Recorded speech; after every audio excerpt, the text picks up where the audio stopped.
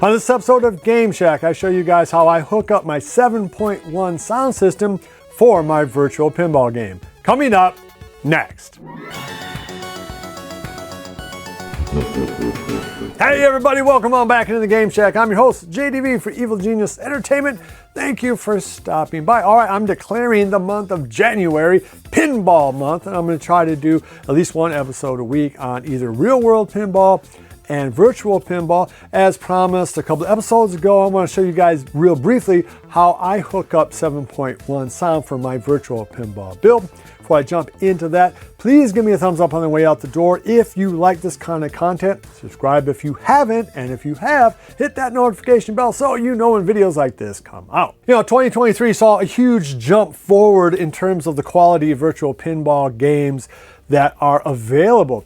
Now, when I'm talking about this, I am not talking about Steam or Zen or the games that you can get on the ALP or the ALP 4K. I am talking about VPX and Future Pinball. These are both systems that you can download onto your PC and then play either on a desktop or in my rig, which is set up like a pinball cabinet. And I built a whole cabinet around that, and you can see videos where I go into exactly how I do that right up there. But the leaps forward have really been magnificent. I mean, you have some tables now like Addams Family, Terminator, Attack from Mars that look so real that you would be very hard pressed to know the difference that you're not playing a real pinball game. But it's not just how the games look that has gotten better. The games increasingly sound better and better and better. And the way that you can best achieve the best sound on your pinball game is to get 7.1 sound card for your PC. What this does when you put in a 7.1 sound and when you get it working on the more modern pinball tables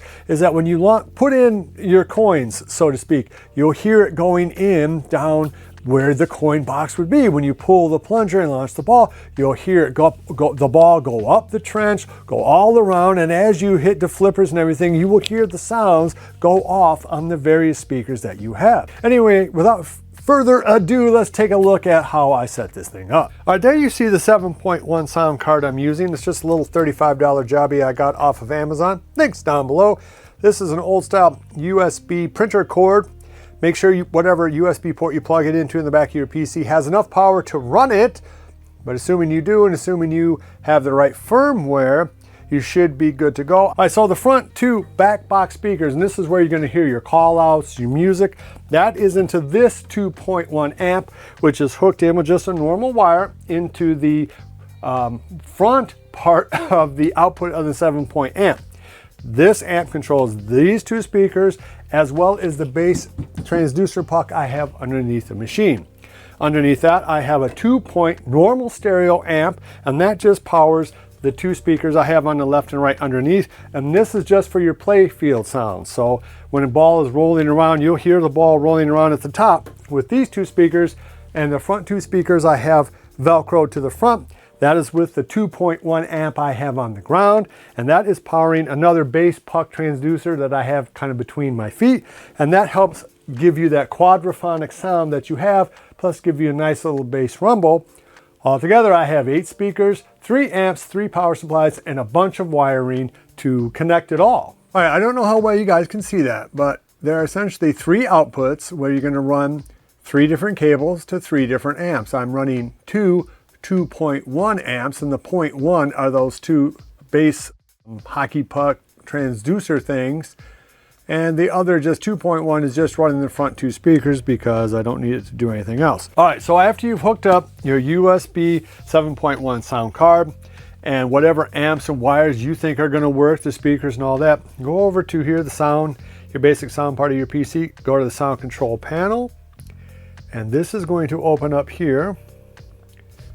Right, and it's going to show you the different things that can control sound, including your TVs. You don't want those on, obviously. So scroll down till you find your sound card, and there's mine right there, and hit configure. Make sure it's on 7.1, and then you can go ahead and test out the speakers. Make sure sound is coming through each of them, because if it's not going to work on your pinball game if it doesn't work at this point. You know, part of what you pay for when you get something like an ALP 4K is wire management. It is hiding the PC. It is hiding all of the amps. Now, if you're a hobbyist like me, I don't care that all this stuff is out. Plus, I use the same computer to edit all the videos that I make. So I need to have access to all of this stuff. However, I think in my next build, I would try to hide all of it. But again, I'm still learning all of this stuff too. So, you know, to have it out and open makes it easier for me to kind of experiment and figure out what sounds best. All right, so go to where your tables are in your little build. I'm gonna go ahead and open Lost World. So go to Edit POV. It's gonna wanna open up the table, hit Escape, go down to Quit to Editor,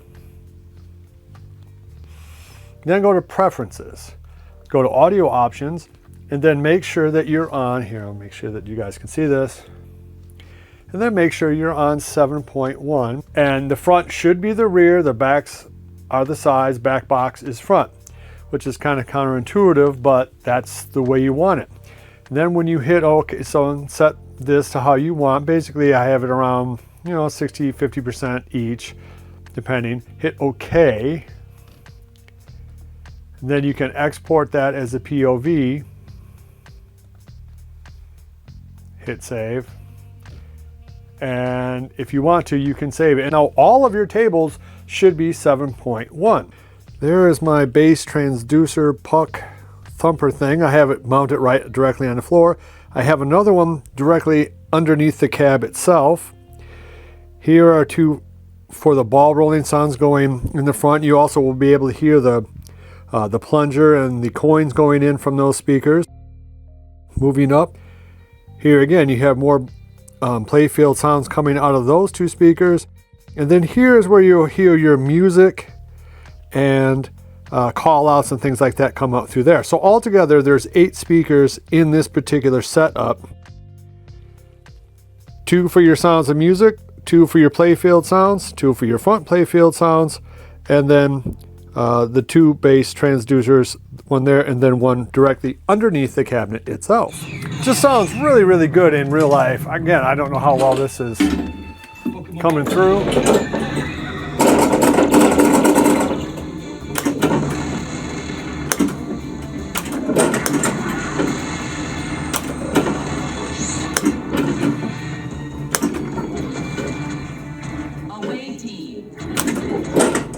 Another piece of debris incoming.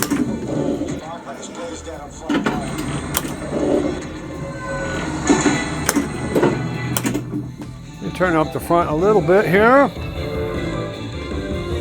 So it's very cool to hear just the music and the call outs up front there. Hear the ball rolling in these 2 speakers, these 2, and the whole cab is rumbling because of the bass inducers. Are you gonna let every piece hit you?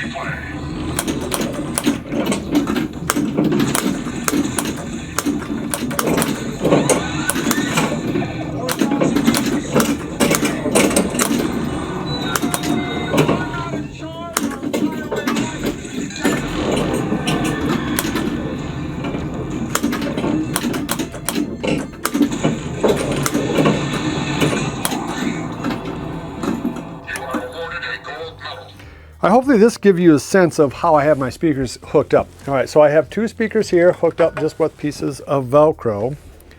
And I have my bass transducer there. Your feet kind of end up between those and it helps shake the ground. So I have 1 amp, a 2-point amp, that's dedicated just to that and to these front 2 speakers. Again, you'll hear playfield sounds, coins going in, the plunger will come through there, and it will just shake, just generally bass sounds will come through there.